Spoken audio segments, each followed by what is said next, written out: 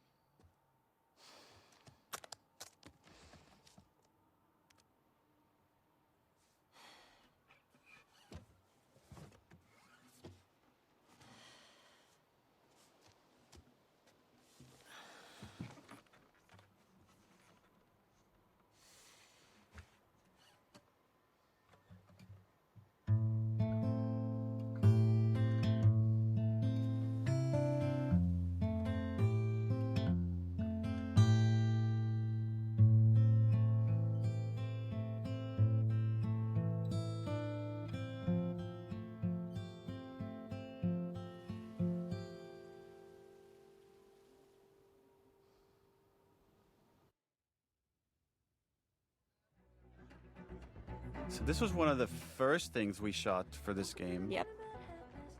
There's so many characters here. We had to shoot this in multiple batches and then stitch it all together. I did several days just dancing. Yes. Yeah, remember we brought a dance choreographer that spent some time with you, Shannon. Yeah.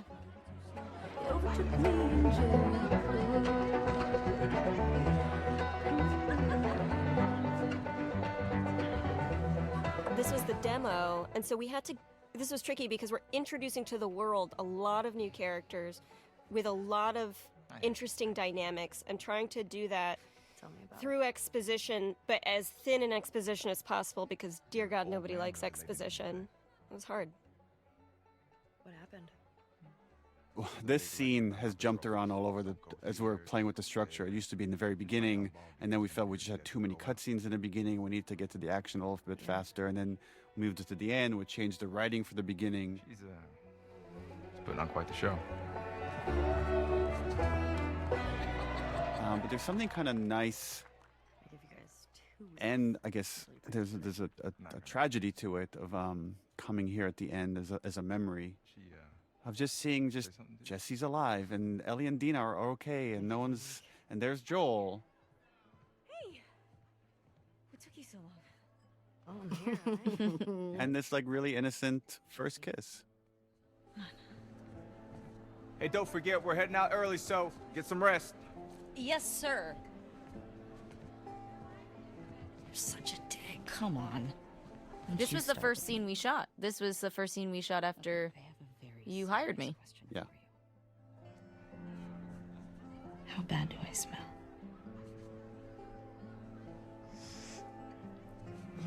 I look at this and I'm just overwhelmed with all the details of the shirt, of sweat stains, of little hairs on the neck, little dimples on the smile, and just this is hundreds of people of work for months to get this little moment. Sweat and trying to capture. The hair that I put behind her ear is crazy. Yeah. And that has to switch from being physics hair to being hand animated hair It's as soon as crazy. you make contact with it. Whoa.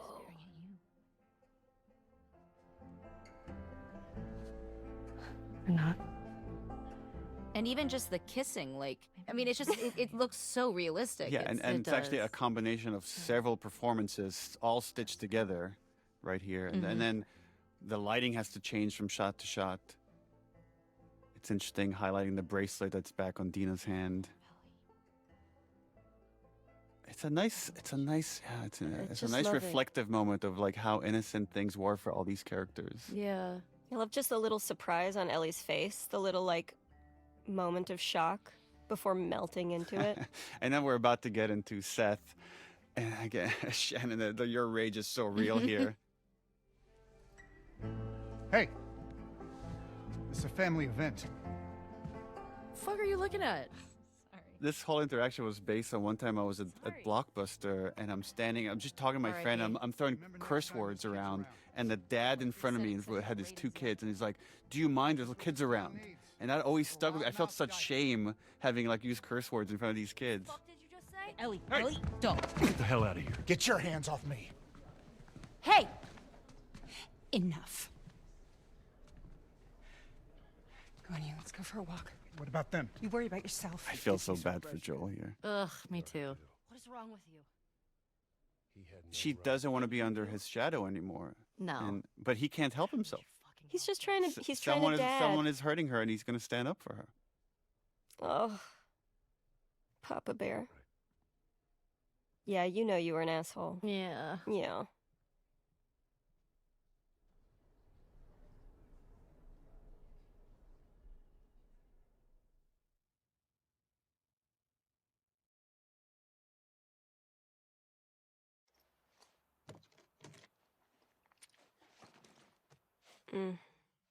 Saddest scene. Yeah, with the first game, right, we're talking about how do you take this obsession of love, of a parent's love for a child, to the end of the line? And then this has the reverse of it, of like, how do you take hate to the end of the line? Which is also like another expression of love. And the engineering of it was that here she has this family that loves her. And it's not good enough because she's letting down Joel in her mind. I love the different energies that you both bring to this scene where Dina is giving it her everything in this fight, and Ellie just has to shut down. This scene, my God. I was so hard to leave you because you were so upset and so broken and so sad. And I was like, I should, my mama stay. I'm sorry. I would argue this is maybe Ellie's darkest moment, even though I know where we're going, because this is the choice where she forsakes. This is where she makes the choice. Yeah. And I think she knows there's a very good chance she's going to die on this journey. I guess the thing that we don't talk about is like, I think she's suicidal. Yeah, I think agree. There's the guilt of what should have happened at the hospital. That's why she leaves in the middle of the night. She's not saying goodbye because it's clearly suicide. Yeah. When the pain gets too loud, she's not there anymore. She's incredibly vulnerable, but she's completely disassociated, and there is this absolute rejection of everything that is right. I'm just supposed to sit here and wait for you. At that point, like, you know, you're not talking to the person that you're in the relationship with. You're talking to the grief. And so it's like the convincing comes into like, are you even in there anymore? Mm-hmm. Like, can I just find you for 1 second? And she's just fully gone. Both characters have very clear goals, and then there's an obstacle, and then they keep ratcheting out. Like Dina just ups the ante over and over and over until the last bit is ultimatum. Even the grabbing of the face. And then she pulls her hands down. Ugh. And that's it, she knows. Philosophically with this game, what we wanted to do was allow our characters to make immoral choices that the audience would not be on board with. Up until now, like, we shed some of the audience of, like, you know, the Nora torture. Some people have issues with that, or certain other kind of violent moments. But here we lose almost everybody. And it is by design in that way of, like, you're now, like, playing this thing that you are not on board with at all. You have to keep going. And in a way that does align you with Ellie.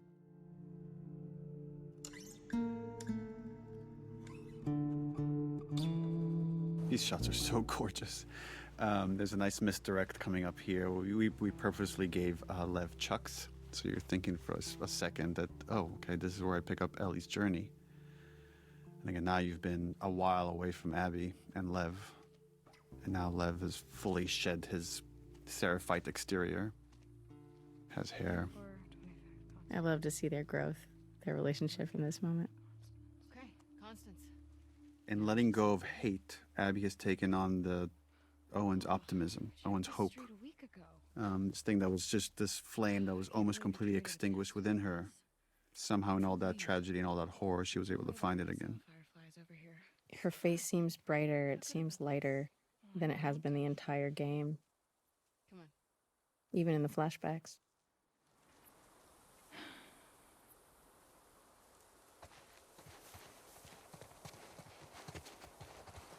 $24.10.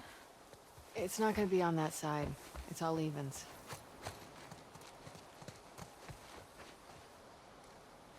24.09. So 24.25 should be that way? Yeah.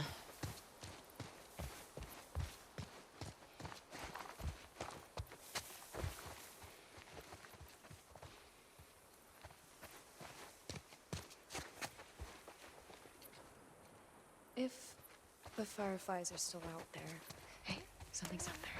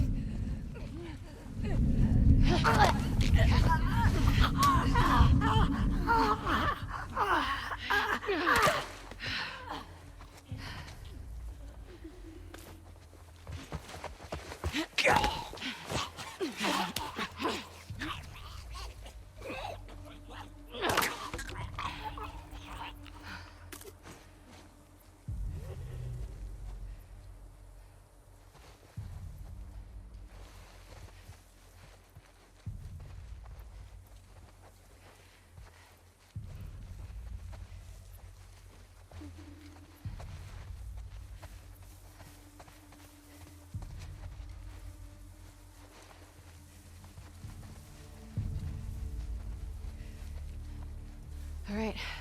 We're good. Maybe. 24, 22. Really close now.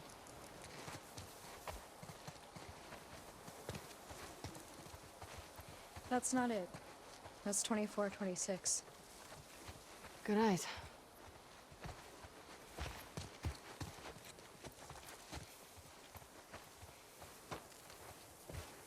Twenty-four, 29. Too far.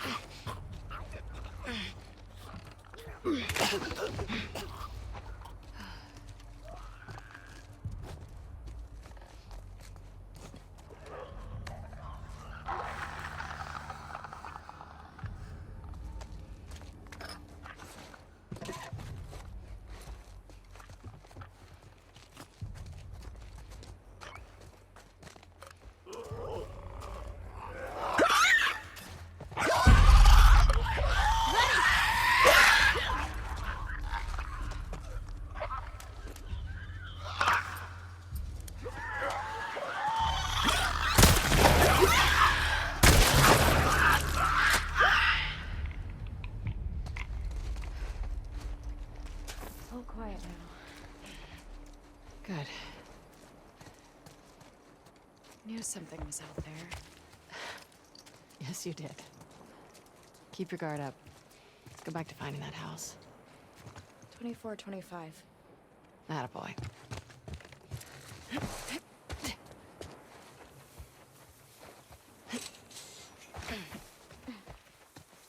That's weird graffiti.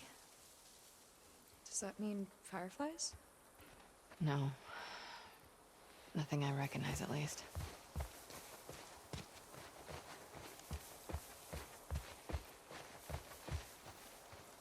(24:17). Getting warmer. Oh, I hope not. I'm sweating already. You're such a goober. What? Nothing.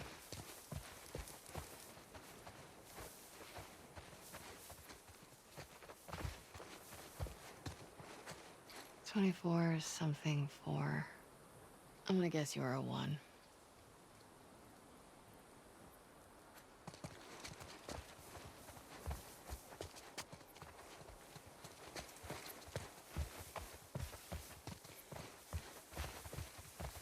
Seems like a strange place to find a resistance group.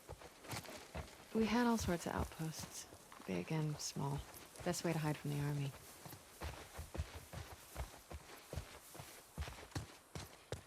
Let's see. Good enough.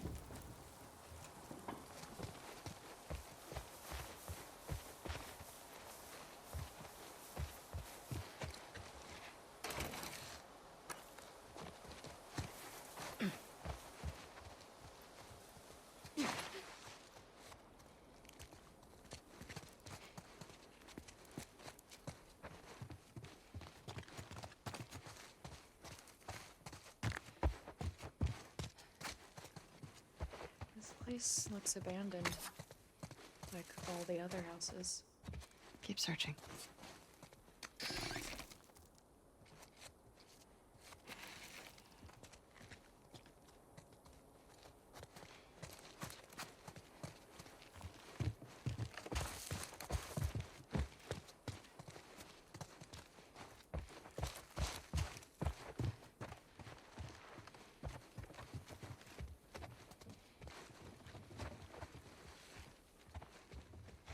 They painted the indoors to look like the outdoors, but plants don't look like that. It's more like a child's dream version of the outdoors. In the old world, it'd be common for them to decorate kids' rooms like this. My dad painted a colorful jungle for me. No. Kara would have loved that. I bet she would have.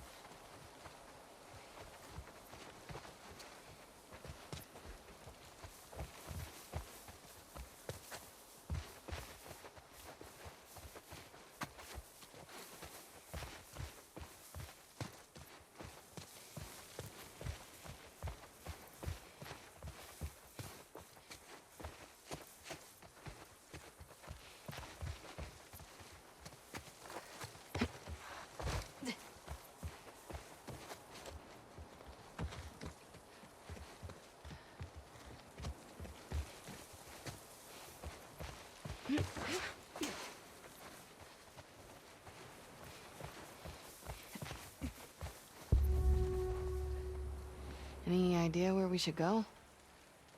Maybe we can get in that way.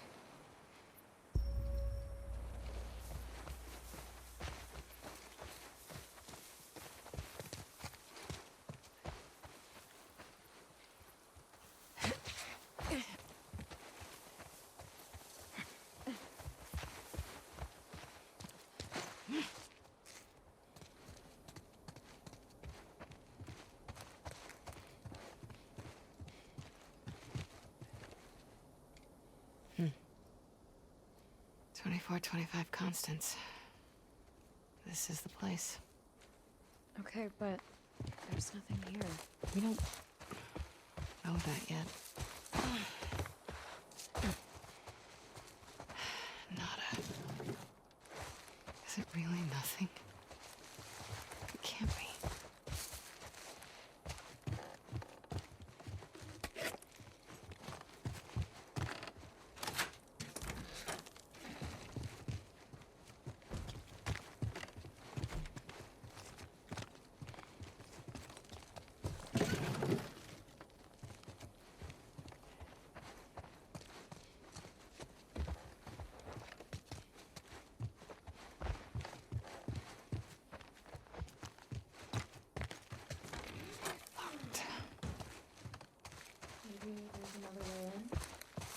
Are you being positive? I'm trying to be helpful.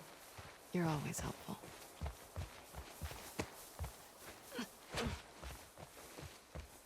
Lev, I think we're done here. No, wait. In here. You find something?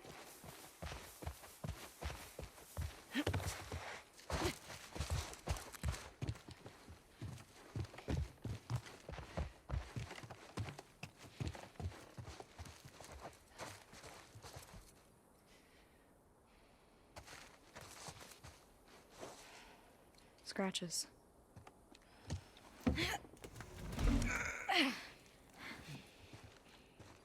Scooch.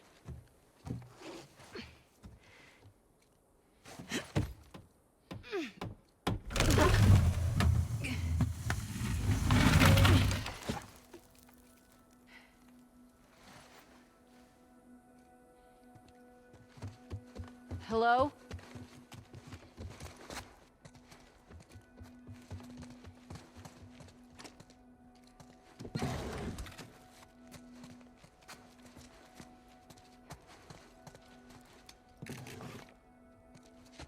Been a while since anyone's been here. Unfortunately, I have to agree with you. Pretty nice barracks, all things considered. They were here for a while.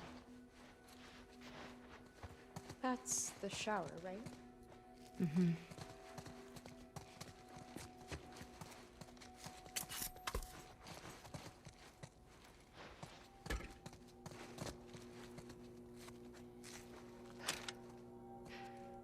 Guess they've got solar. Oh.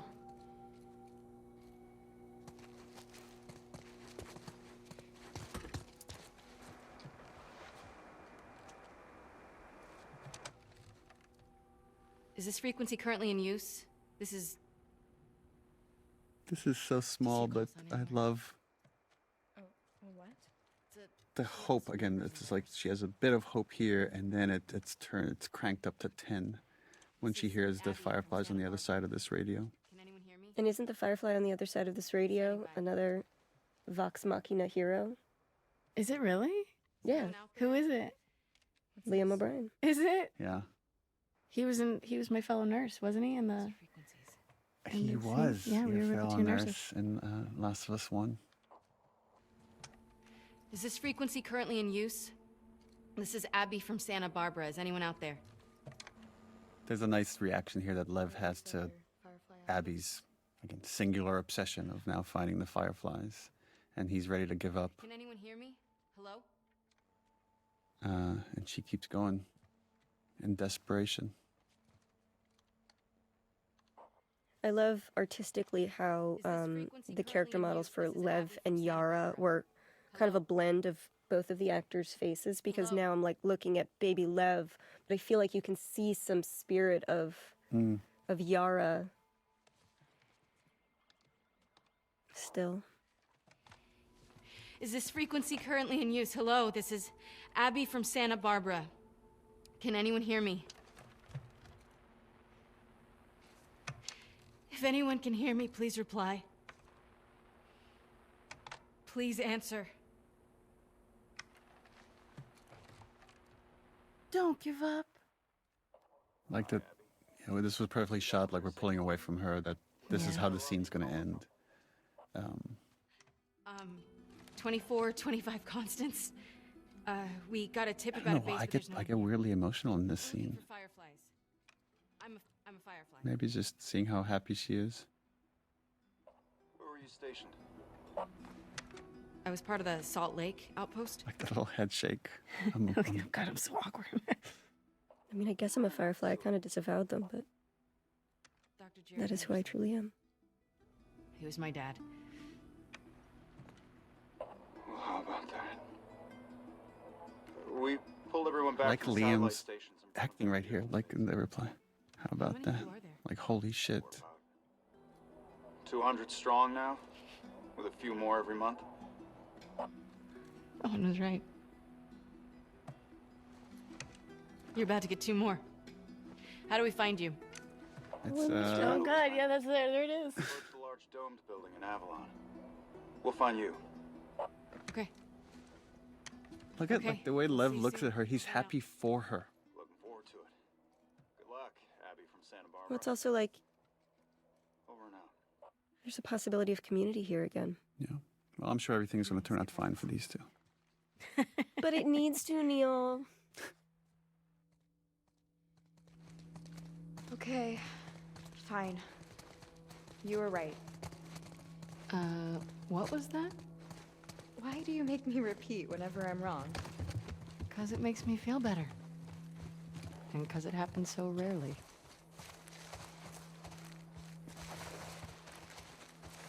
Hey, this way.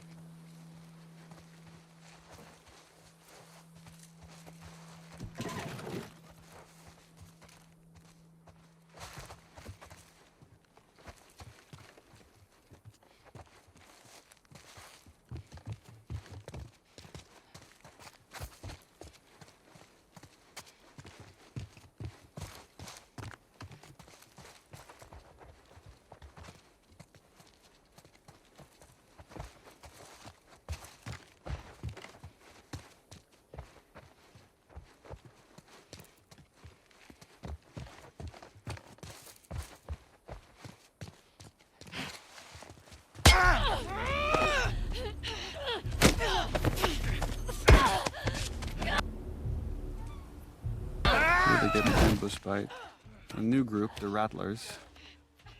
The Rattlers are the worst people we've encountered in the game for both practical reasons, which were we want you to get to see Ellie at her most vicious, most violent. We want her kills to feel brutal and justified. And we want to feel like Abby and Lev, were they not saved, would have died.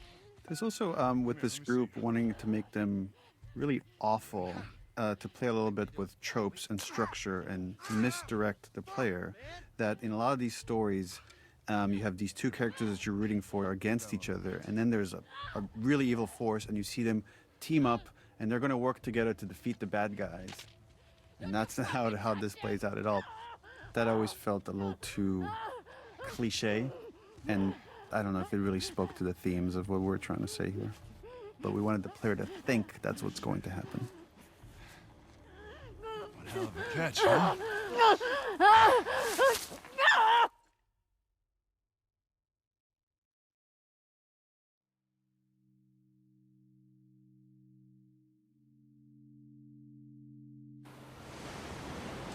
There's a nice economy here of storytelling. Like, you know, we don't show Abby arriving at Santa Barbara with this boat that has become a character of its own in the story. And we're just here with Ellie picking up the tail end of their journey. There's also like a really interesting note here from Abby.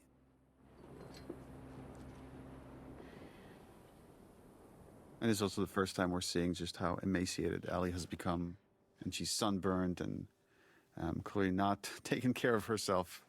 in the pursuit of Abby. I mean, it mirrors it can't all be for nothing because she's killed so many people at this point.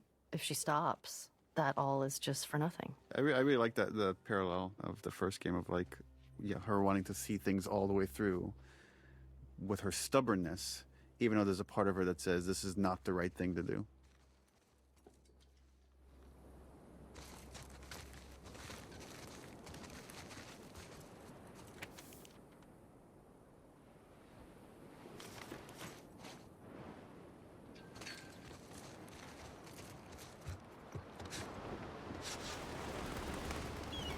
How would she get up to the street from here?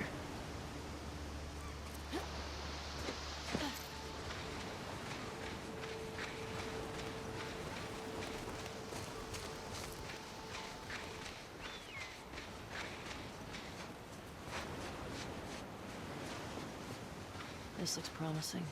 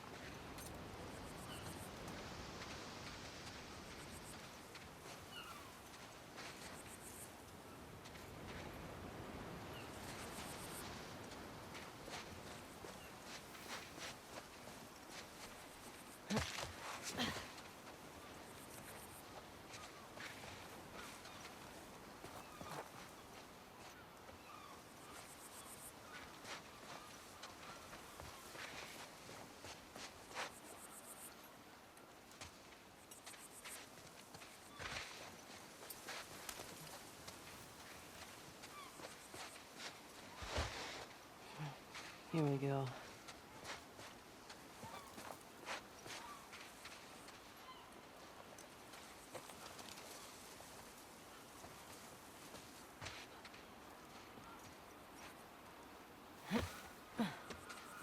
Okay.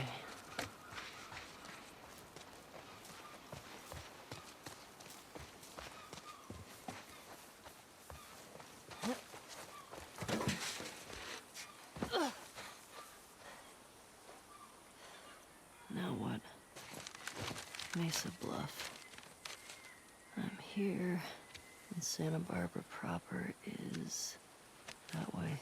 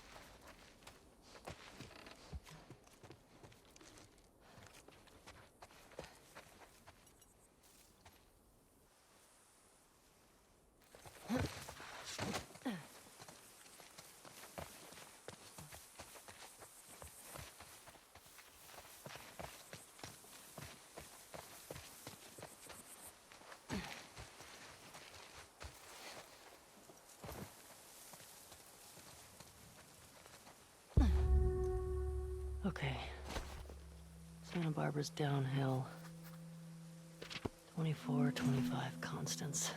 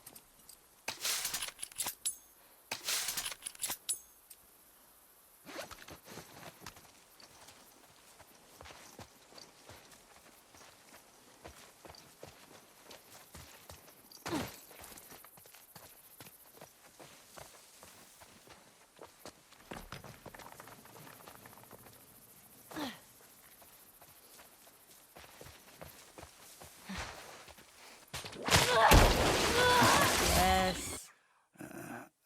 Nice mirror here of the injury Joel had in the hospital in the first game. Yeah, we're constructing this. We wanted to injure Ellie badly. So again, she's choosing the pursuit of this thing over her own health, that she likely die if she sees this all the way through. I would argue she is dead already. Doing this upside down hair was such a pain, because they had to essentially, you can't just move the hair upside down. You have to remodel the whole thing.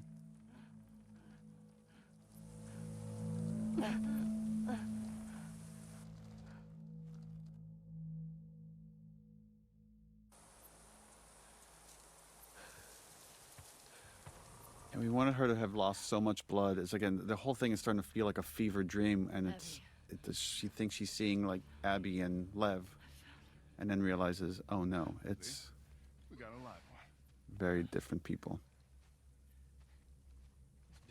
Travis and Logic. This was another moment to show how far Ellie has come, and how easier it is for her to kill someone in cold blood now versus the earlier parts of the story. And one more instance where she could use her superpower of being immune to get herself out of these jams. And what she's employing here is very similar to what Nora did to her, which is like try to insult them so they could get reckless, and in that recklessness she'll find the opening. Something funny? Looks like you shit your pants. It's a good trick.